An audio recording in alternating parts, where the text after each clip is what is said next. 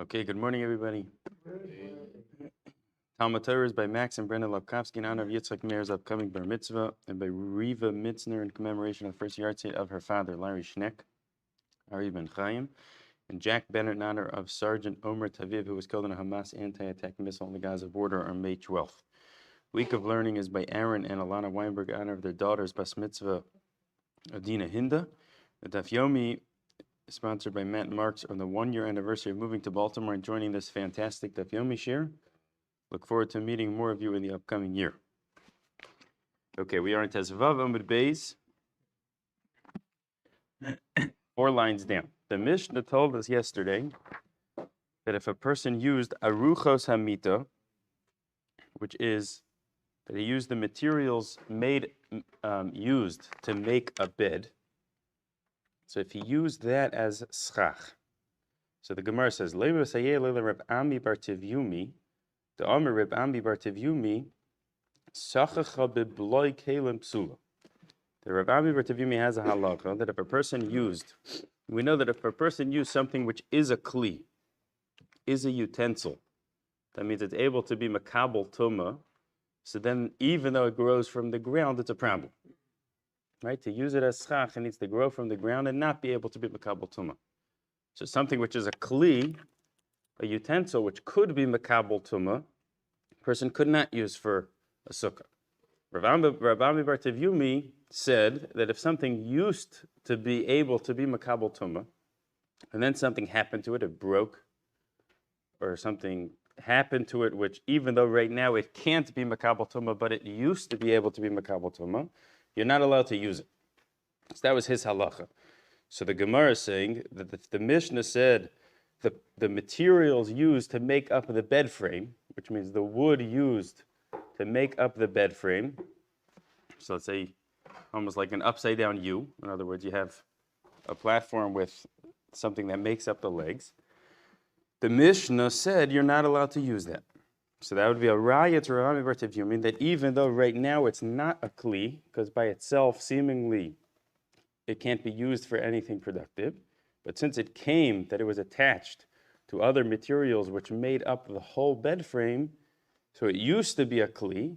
So if the Mishnah is saying you're not allowed to use part of the bed frame, that would be a support for the halacha that something that came from a kli, which right now is not a kli, cannot be used for schach.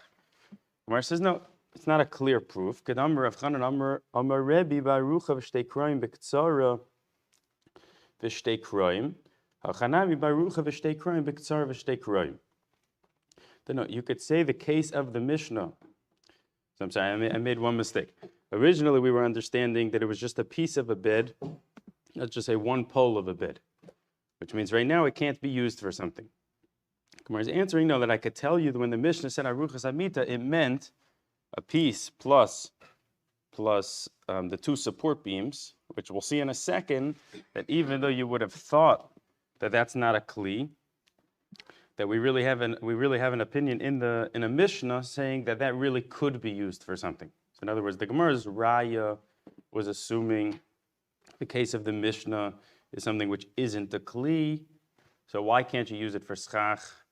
Must be, since it came from being a kli, even though right now it's not a utensil, you can't use it, which would be a support for that halacha that something which came from a kli can't be used for schach. The Gemara is answering, no, you can't prove that, because I could tell you the case is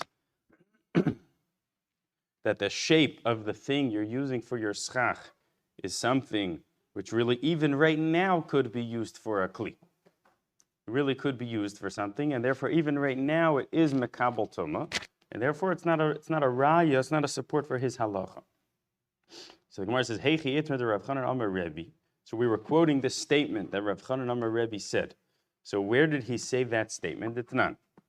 Because there was a Mishnah in Kalim which said, Mita metamas chavila, and metaheres chavila divrei Rebbe Eliezer. Eliezer's opinion was that if the whole bed frame was connected together properly, so then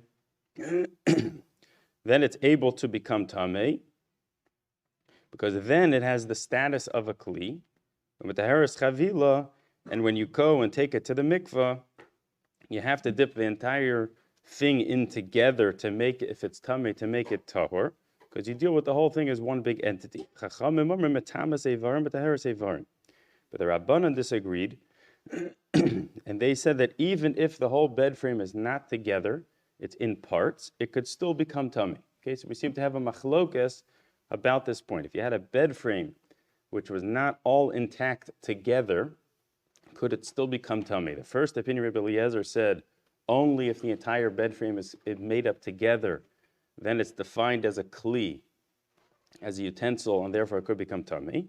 And the Chachamim disagreed and said, even though the whole bed frame is not intact together, rather it's broken up into smaller parts, it could still become tummy. So my nihu, so what was this case that the Mishnah was talking about, that the Chachamim said, even though the whole bed frame wasn't made up together, it could still become tummy. Amar Rav Chanan, Amar Rebbe, Arucha v'shtei kroim, ktsar v'shtei kroim. That it was the long side of the bed frame with its legs, or the short side of the bed frame with its legs. And lamai chazya, and what was that one piece able to do by itself? In other words, seemingly you can't put a bed or just one piece of wood with its legs. It's not going to hold anything. So Rashi explains it, is that if you have this one bar with two legs, and you put it up close to a short wall, and you can put wood on top to connect the two, and then you can put some type of strings or rope to make something which would support some type of mattress. And therefore, even though you only have this one beam with the two legs, which you would have thought can't really make a bed, but the way you could connect it to a bed is by doing that thing. You'll bring it close to a short wall, make some type of connection, and make something to hold up the bed. So therefore, the Chachamim are saying, even though you would have thought this is not enough of a bed frame itself, it's really chazya, it's really able to be used for a productive purpose, and therefore it is a kli. Okay, so that's where that conversation was. So our Gemara before was referencing that conversation, that again, the Mishnah said you can't use aruchos hamita, beams of a bed frame, for schach.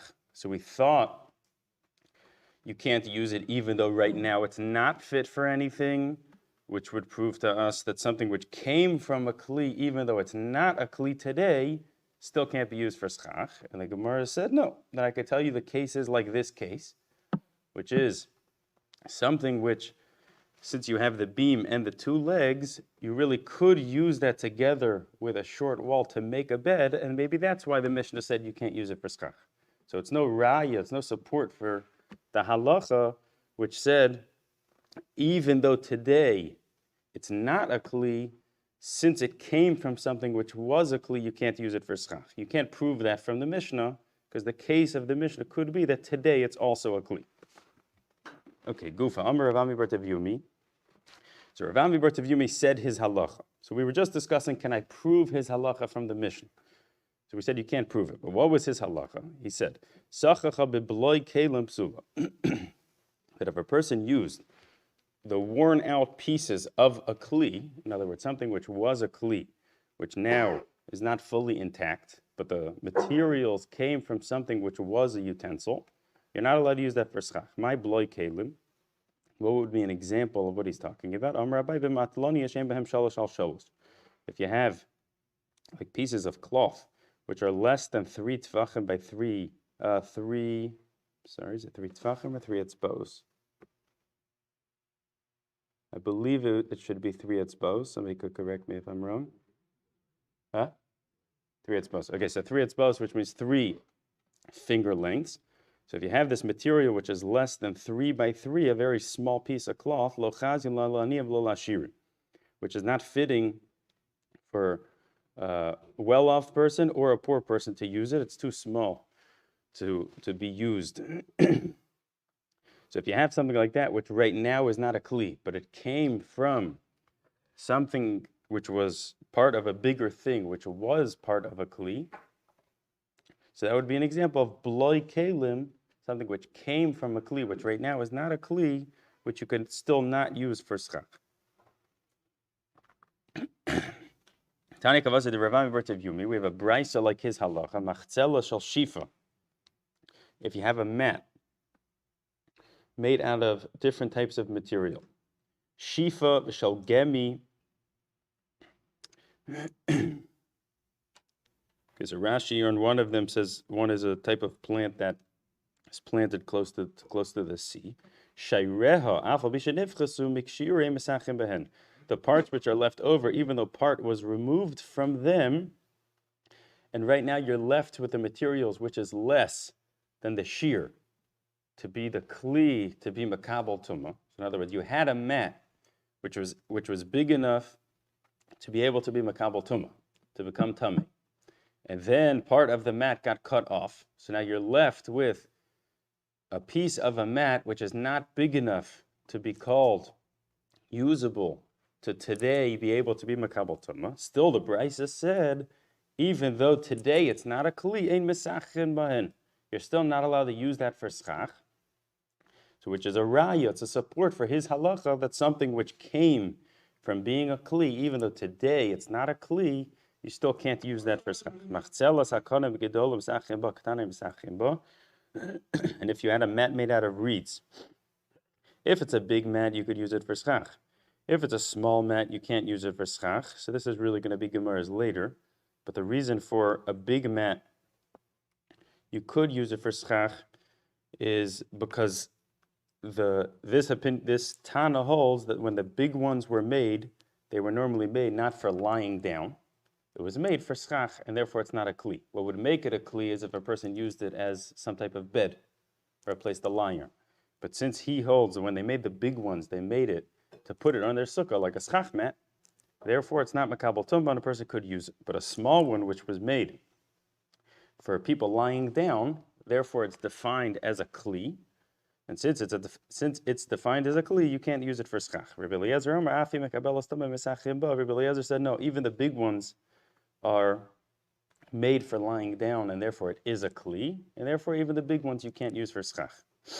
Okay, but what the Gemara is saying, you see from the Brisa, is you see in that first halacha, that if you had a mat which was able to become tamei, and then a piece of the mat was cut off, and now the piece that I have is too small to become tamei itself, still the Brisa said you can't use it for schach.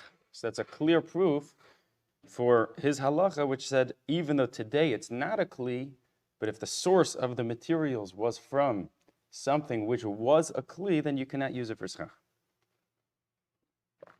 Okay, achotit begodish.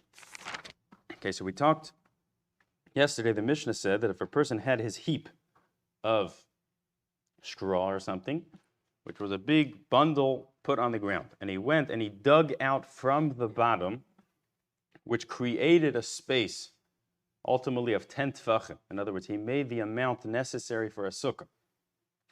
By digging out from the bottom, but he never touched the roof, the Mishnah told us that's not a good sukkah. So the reason is that when you make a sukkah, you have to put the roof on. Over here, where you put the materials on the ground and there was no roof, and then you dug out the bottom, which without touching the roof, you ended up making a roof.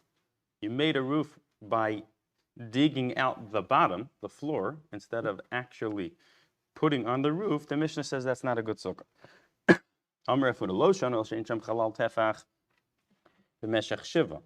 only time the Mishnah said that's a problem is when you put it down, there wasn't at least a tefach of space on the sheer sukkah, which means the minimum size of a sukkah is 7 tefachim by 7 tefachim a square.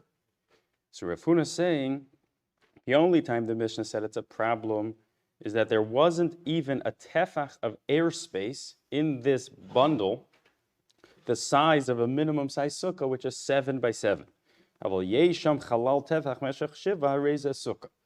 if you had a tefach of space, when you put the bundle down, there was a tefach of space. Then, if it's by 7 by 7, a tefach of space, then it's okay.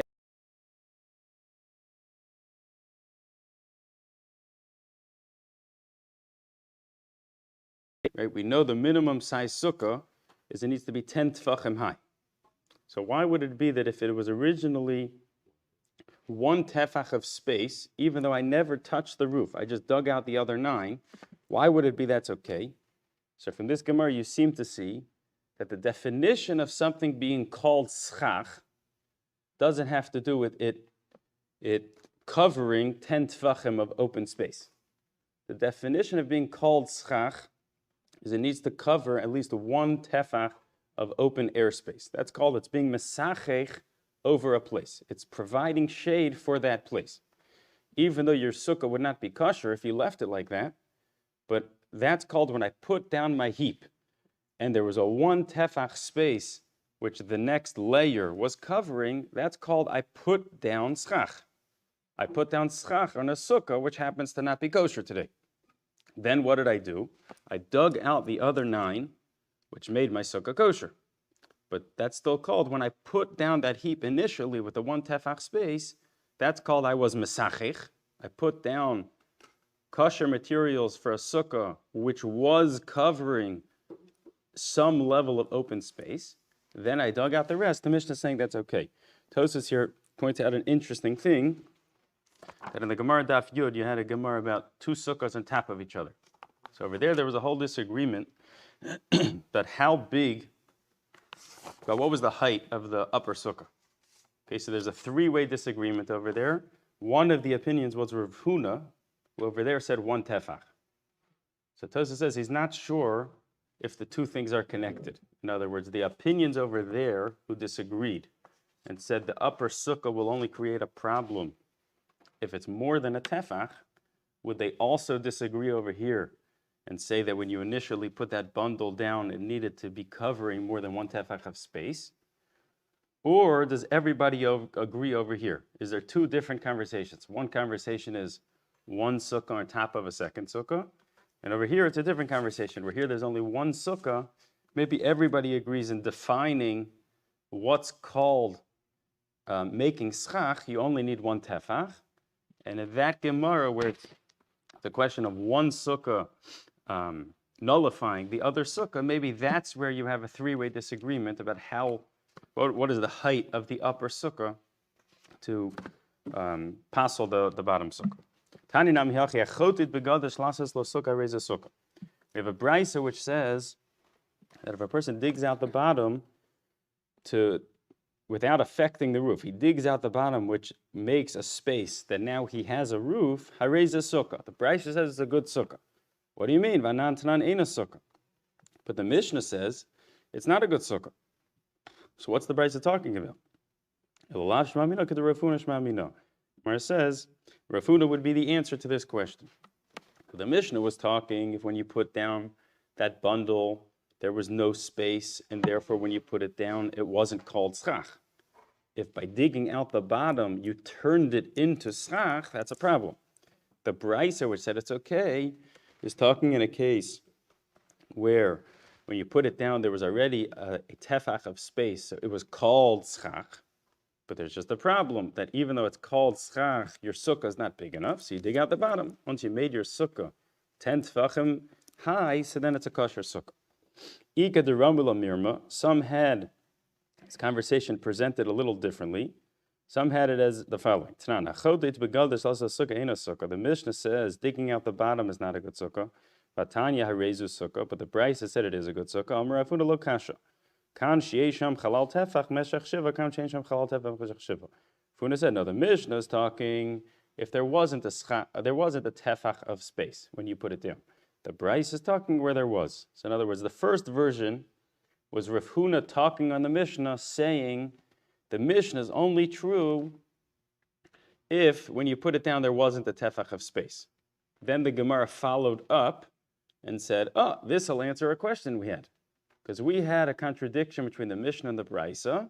Because of what Rav Huna just told me, I can answer the question. Depends, was there a tefach of space when you put it down? The second version the Gemara is bringing is that we started with a question, a stira, a contradiction between the Mishnah and the Brisa, and Rav Huna answered the question for us. The first version was he said something, and we said, that can answer our question. Second version was said is that we presented it as a question, and Rav Huna came and answered the question for us. Okay, says the Mishnah, Mashal Sol Tefanos, Milamala Lamato, person who's, the way Rashi describes it is he's like weaving his walls. So he starts from the top by Yitzchak, milamala lamata, and he's going down. But it would be the same thing if a person just had materials to make a wall. So in other words, his wall starts by his schach, but isn't going to get all the way to the floor. If his wall is 3 tfachim off the ground, in other words, your wall starts by your schach, but your material doesn't get all the way to the floor. If it's 3 tfachim off the ground, then it's psula, can be a problem. Milamata lamaila, but if your wall starts by the ground and goes up, im gava asar tfachim ksheira. Once your wall is 10 tfachim high, starting from the bottom, then your sukkah is kosher. In other words, there's no halacha that says that your wall needs to reach your schach, but there is a halacha that says that your wall needs to be within 3 tfachim of the floor. Okay, so sometimes you see that, or you hear about, that people will go on a Chol Hamoed trip, and you'll try to make a sukkah with like doors of a car. In other words, imagine you have 2 big vans, and you open up both 2 side doors that go like this. You open up both side doors next to each other. So now you have walls, and you would put schach over top. So one thing you'd have to be careful about would be this halacha, that those doors are going to be more than 3 tefachim off the ground. Therefore, it's going to be a problem because of this halacha. In other words, you open up your doors, you connect the 2 doors, because you could have enough walls. You could use one of the walls of the car plus your doors. And you put schach over top, but if you have a 2-foot space from the bottom of the wall to the floor, so then you don't really have walls to your sukkah. That's this halacha that we're learning. Okay, Rabbi Yossi disagreed. He said, Rabbi Yossi held that what we just said is not true. He said there's no such halacha that says your wall needs to be within 3 tefachim of the floor, that all it needs to be is 10 tefachim of material, and even if it doesn't come close to the floor, it's okay. Okay, but we paskin like that first opinion, that there's no halachic requirement that your walls touch your schach, but there is a halachic requirement that the wall needs to be within 3 tefachim of the floor. What's the machlokas? One holds that a mechitza tluya, which means a mechitza that's hanging, because it's not touching or close to the floor, would suffice, and one holds it would not. Tanan Hasan, bor sheben shtei chatzeros, ein memalan mimena b'Shabbos, elim ken asal mechitza sar tefachim. Okay, so the Mishnah over there says that if you have a pit in between 2 courtyards, so a person is not allowed, either side of the courtyard is not allowed to fill up from the pit on Shabbos, unless he made a wall 10 tefachim high, but the wall needs to go over the pit, and it needs to even go within the lip of the pit. So the reason is that if you have a pit, which is down the border line of 2 chatzeros, 2 different courtyards, so the problem is that the water really belongs to both sides. So to come and take the water would be taking out from that courtyard and bringing it into my courtyard. So the Mishnah is saying that this is a problem, a derabanan problem. So Chazal, you make this type of wall, which shows that there's a separation between the 2 types of courtyards, then a person would yes be allowed to take from this pit. Rabbi Shimon Gamliel Omer, top of Amud Beis, Beis Shammai Omer milamala. He held that Beis Shammai said you don't need to make the wall within the lip of the pit. You can just make it on top. Beis Hillel Omer milamata. Beis Hillel disagreed and said it even needs to be inside. Omer Rabbi Yehuda, Lo tehei mechitza gedolah min hakotzel shebeneim. Rabbi Yehuda's opinion was that not only were we lenient for taking water out of the pit, we were even lenient that this type of wall would suffice for carrying between the 2 courtyards. In other words, the first opinion was saying this is a specific leniency they made by drawing water from the well. Rabbi Yehuda is saying, I think it's the same leniency regarding separating the 2 chatzeros, the 2 courtyards, in order to carry. Amar Rabba bar Bar Chana, Amar Rabbi Yochanan, Rabbi Yehuda b'shidas Rabbi Yossi Amra.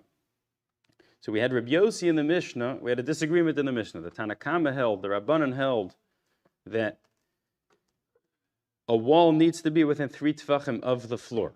If it's not within 3 tefachim of the floor, so then it's not called a wall. So Rabbi Yochanan says that Rabbi Yehuda is the same opinion as Rabbi Yossi. Damar mechitza tluya materis. That Rabbi Yehuda in this Mishnah we just brought also held, whether it's for carrying or for taking water out of the well, that a wall which doesn't touch the floor, because you have your pit of water, and he's saying a wall which is above, which means it's not within 3 tefachim of the bottom, would still suffice as a good wall to separate the 2 chatzeros, 2 courtyards from each other. So Rabbi Yochanan saying, even though there's 2 different conversations, we're talking about the halachas of making a wall for a sukkah. That's talking about the halachas of Shabbos of carrying. But Rabbi Yochanan saying that the 2 things to me sound like it's the same. That in both places I see Rabbi Yossi and Rabbi Yehuda are being lenient, that they're defining a wall which does not come all the way to the ground as a good wall. One for the halachas of Sukkah, and one to allow a person to carry within his courtyard. V'lohi, says the Gemara, it's not true that the 2 things are the same thing. Lo Rabbi Yehuda savak Rabbi Yossi, v'lo Rabbi Yossi savak Rabbi Yehuda. I can explain to you that neither of them really hold like each other. Lo Rabbi Yehuda savak Rabbi Yossi. Ad kan lokam Rabbi Yehuda hasam elav ever chatzeres derabban. Just from that Mishnah in Erevin, I would tell you, maybe Rabbi Yehuda was only lenient by a wall which doesn't come all the way to the ground, by something where the whole issue was a rabbinic issue. If the whole problem was a derabbanan, maybe that's where he was lenient to say this type of wall, which doesn't come all the way to the ground, is okay. Aval hacha sukkah dairaisa lo. But in our Mishnah, which we're defining a dairaisa question, which is what's the definition of a wall of a sukkah, you can't prove to me that Rabbi Yehuda, who was lenient over there, would be lenient even over here. Below Rabbi Yossi, savar like Rabbi Yehuda, and even the Rabbi Yossi in our Mishnah, who was lenient by sukkah, you can't prove to me that he would be lenient over there. Ad kan lakam Rabbi Yossi hacha elabas sukkah de mitzvah saseh. Maybe Rabbi Yossi was lenient when it came to making a sukkah where the whole thing is a mitzvah aseh, is a positive mitzvah to go and make a sukkah. About Shabbos, the Isra skila lo, but Shabbos, which is a much more stringent category, that it's relevant to, that it's a los aseh, it's a negative prohibition, which if a person does, gets the most stringent penalty of skila, of being stoned. So lo, you can't prove to me that Rabbi Yossi in our Mishnah would apply his leniency in that case of Shabbos, even though in that case of Shabbos, we're really discussing a derabbanan. In other words, the Gemara is saying, but Shabbos, which is a prohibition of skila, he would never say it. Rashi clarifies that in this case, nobody's going to be obligated in skila. Skila is if a person breaks Shabbos from the Torah's definition. Here it was a derabbanan issue, but what he's saying is maybe he was lenient by sukkah, which is a positive mitzvah.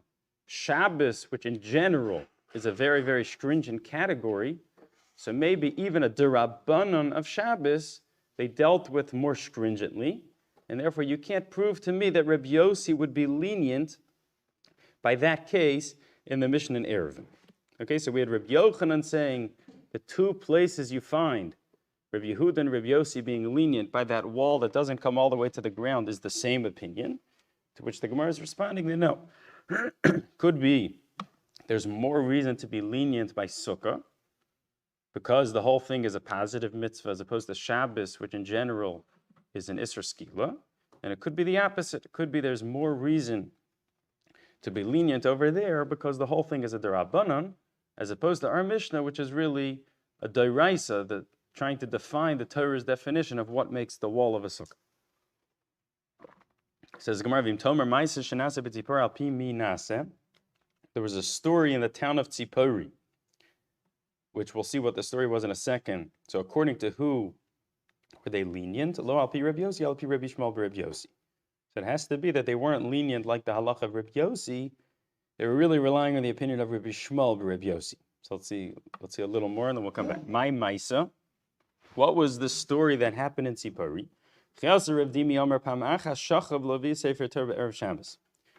They used to not keep the Sefer Torah in the shul, which Rashi explains that it was concerned that the government or people were going to know where the Sefer Torah was and try to steal it from them. They would keep it in a person's house. So one week, Erev Shabbos was busy, and they forgot to bring it to shul. Now the problem is, how do you get it to the shul on Shabbos? Okay, so if you have an Erev, everything's good. But they didn't have an Erev. Okay, so now we're stuck. Now, just to give a little bit of background, there's something called, there's houses, that's batim, which open into a chutzner, into a courtyard. Okay, just to give something to think about, imagine like Pickwick. Okay, you have a bunch of little apartments, houses, which open into their parking lot. That would be something similar to like a chutzner. Okay, chatzerus, courtyards, open up into a mavli, which is the next size street. So Pickwick pulls on to Willow Glen. Okay, that would be like a mushal of the different stages. A bunch of little houses which open into their parking lot, that's the batim into their chatzerus, their courtyard. And then the courtyard, they pull onto the next street, which would be the mavli. Okay, now all these things are still going to be defined as a reshus hayachid. So in other words, they're all private places, which if you have walls surrounding to make each of them a reshus hayachid, then min haTorah d'oraisa, a person could carry out of his Pickwick apartment into his parking lot, from his parking lot into Willow Glen, assuming there was walls. Now, it's a d'Rabbanan issue that a person can't carry from one reshus hayachid to another reshus hayachid. Okay? Now, if you don't have walls, then you run into bigger issues. So we happen to have an Erev. But if a person didn't have, if the city Erev was down for some reason, it would be a bigger issue to carry from the Pickwick apartment into the parking lot.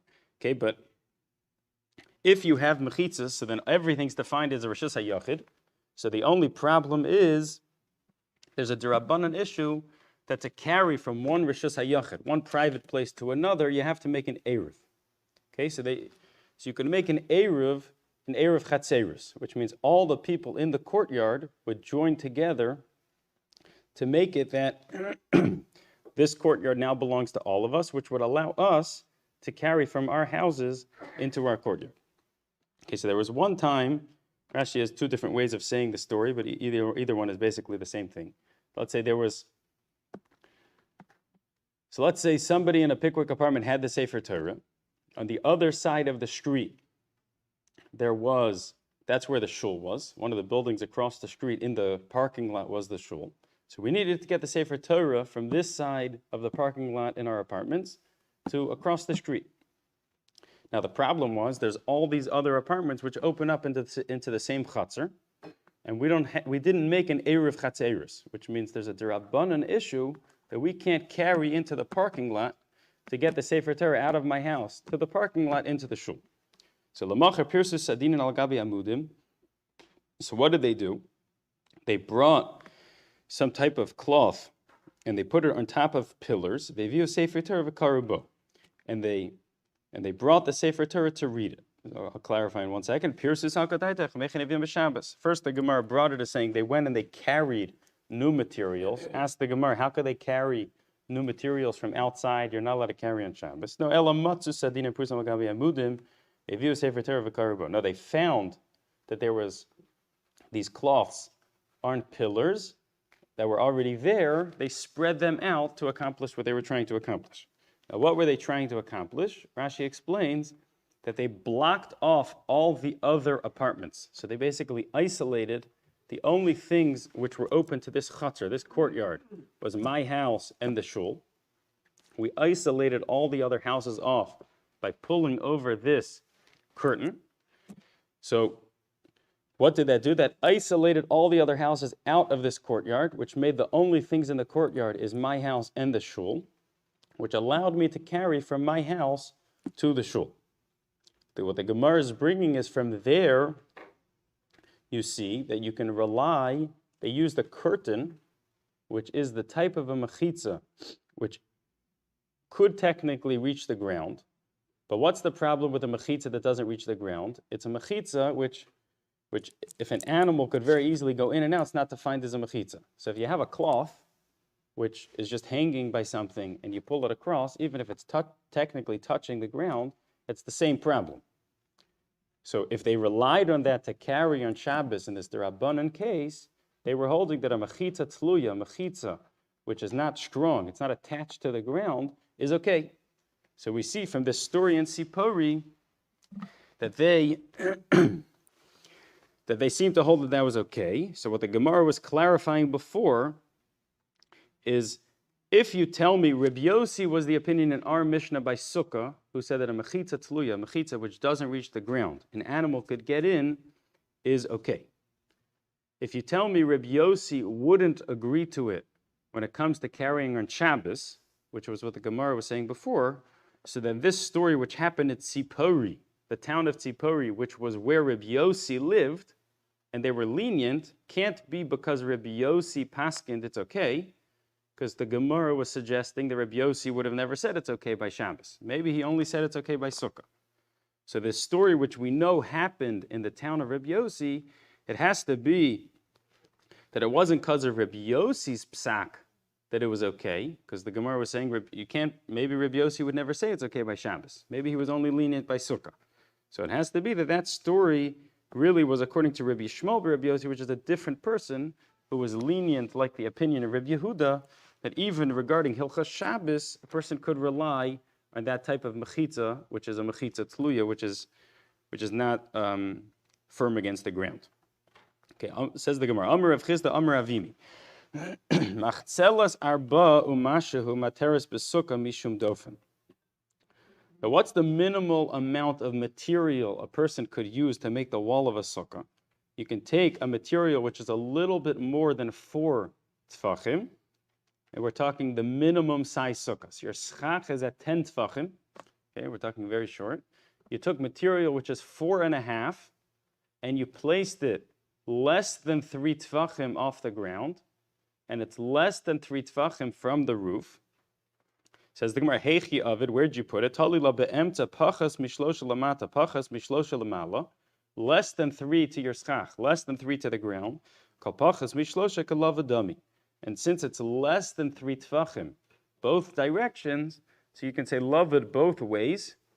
So even though you need a wall, which is 10 tfachim, he's saying you can technically accomplish that. If your sukkah is the minimum size, you can accomplish that with 4 and a little bit of material. Says Gemara Pshita.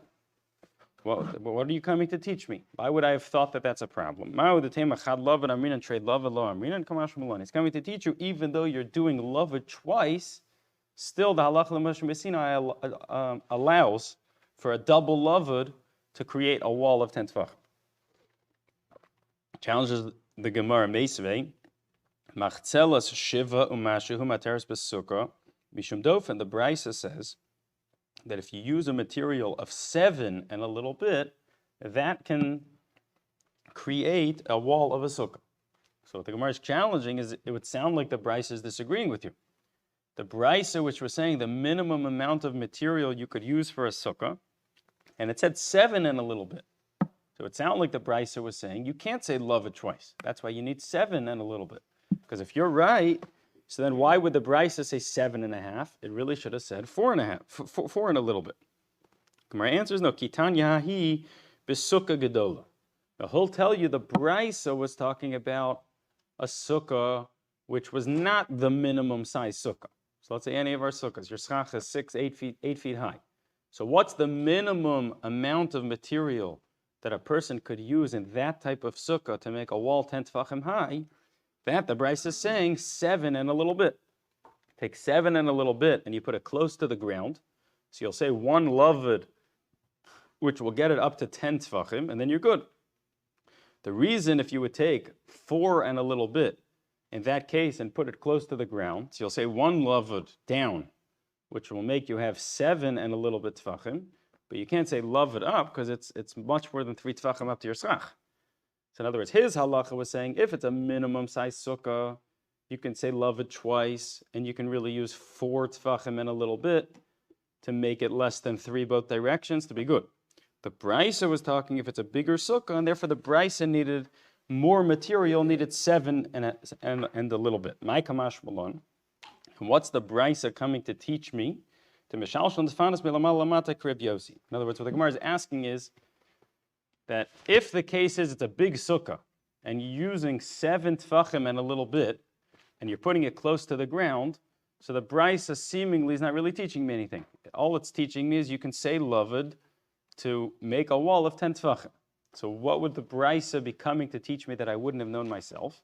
So Gemara is answering, no, the brisa is assuming like the opinion of Rabbi Yossi, and it's coming to say that even though your mechitza, your wall, is not close to the ground, because really what you're doing is you're doing 7 tfachim and a little bit close to your schach, and the one lavud is between your schach and your wall, still the brisa is coming to tell me it holds like the opinion of Rabbi Yossi that it's fine, which is a chiddush, because even though there's no material close to the ground, still the brisa is saying it's okay, which is not like the opinion we hold like, which is the Rabbanan that say there is a halacha that the wall needs to be within 3 tefachim of the floor. Amar Rabami, pas arba umashehu matir b'sukkah mishum dofen. That if you, right, we know this minimum wall of the minimum size of a sukkah has to be 7 by 7. So it says Rabami, if you take a material of 4 tefachim, now we're talking about the length of the sukkah. Before we were just talking about making the height of your wall. Now we're talking about making the length of your sukkah. So if you take a pasar ba, umashehu, material which is a little bit more than 4, matir b'sukkah mishum dofen. So you can make a sukkah by putting that umukim lei b'pachas mishlosha tfachim samach ledofen, kol pachas mishlosha samach ledofen kalavadami. So you have your material of 4 and a little bit, and you'll put it close to the other wall. So here's one wall, and I take my material of 4 and a little bit and put it here. I'll say lavud to fill in that space, and it'll end up, halachically, I have a wall of 7 tefachim. Says Gemara, my kamashmalon, what are you coming to teach me that I wouldn't have known? He's coming to tell you that the minimum shear of a sukkah is only 7 tefachim, and therefore, with 4 and a little bit, plus a lavud of 3, gets you to more than 7, and that will suffice for making the wall of a sukkah. Okay, we'll stop over here. I just wanted to mention, if anybody was interested, we have about 1 more week of the halachas of making a sukkah. Once you get to Chaf Dalet, Chaf Hey, really the Masechta moves on. If anybody was interested, you could tell me. I would be happy to prepare for like a summary of at least the most relevant halachas that come out of all these daf of building a sukkah. I think we would have to do it 1 weeknight probably. But I'm not going to spend the time putting it all together if nobody's going to come. So if anybody's interested, you can mention it to me, and we could try to work it out so that you feel like you walk away with a clear picture of what happened. Okay.